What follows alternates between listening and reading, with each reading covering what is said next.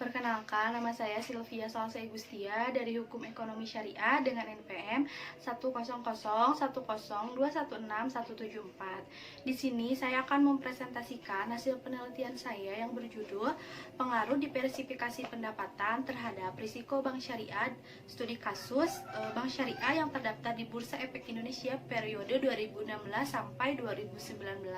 Latar belakang masalah penelitian saya, yang pertama, sektor perbankan di Indonesia ini terus berkembang karena di zaman modern saat ini semakin banyak masyarakat yang mengenal dunia perbankan, semakin banyak juga masyarakat yang menggunakan jasa perbankan. Berkembangnya dunia perbankan tidak hanya ditandai dengan meningkatkan jasa yang disediakan oleh bank, tetapi banyak juga bank yang mencoba meluaskan bisnisnya dengan diversifikasi pendapatan. Latar belakang masalah yang kedua yaitu risiko dalam bidang perbankan merupakan suatu kejadian yang potensial, baik yang dapat diperkirakan maupun tidak dapat diperkirakan. Latar belakang masalah yang ketiga yaitu teori portofolio menyatakan bahwa diversifikasi ini mampu menurunkan risiko sehingga dapat memaksimalkan keuntungan.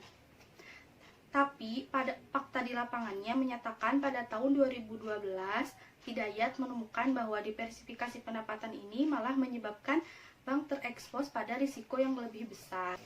Metode penelitiannya, yang pertama, jenis penelitiannya. Jenis penelitian ini adalah penelitian kepustakaan dengan menggunakan data kuantitatif. Teknik pengolahan datanya dengan menggunakan data analisis deskriptif dan uji asumsi klasik. Perhitungannya menggunakan SPSS.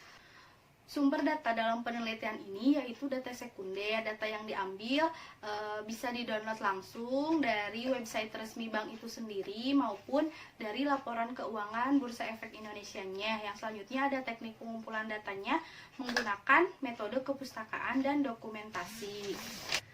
Selanjutnya, hasil dan pembahasannya. Yang pertama, mengenai perkembangan diversifikasi pendapatan pada perbankan syariah yang terdaftar di Bursa Efek Indonesia tahun 2016 sampai 2019.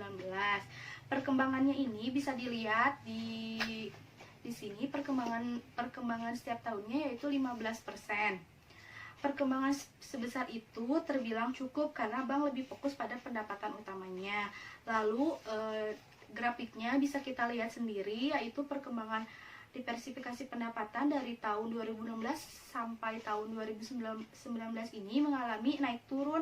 Penurunan ini terjadi pada tahun 2018 dan kenaikan terjadi pada tahun 2019. Grafik tersebut menggambarkan diversifikasi yang tidak merata di setiap tahunnya karena diversifikasi pendapatan ini belum konsisten dilakukan dalam setiap bank. Perkembangan risiko perbankan syariah yang terdaftar di Bursa Efek Indonesia periode 2016 sampai 2019. Perkembangan FDR dari tahun 2016 hingga tahun 2019 ini sebesar 1%, sedangkan perkembangan NPF-nya sebesar 4% per tahun. Semakin tinggi NPF, maka semakin besar juga risiko yang akan didapatkan. NPF ini dipengaruhi oleh dua faktor. Salah satu faktor yang mempengaruhinya itu yaitu faktor internal.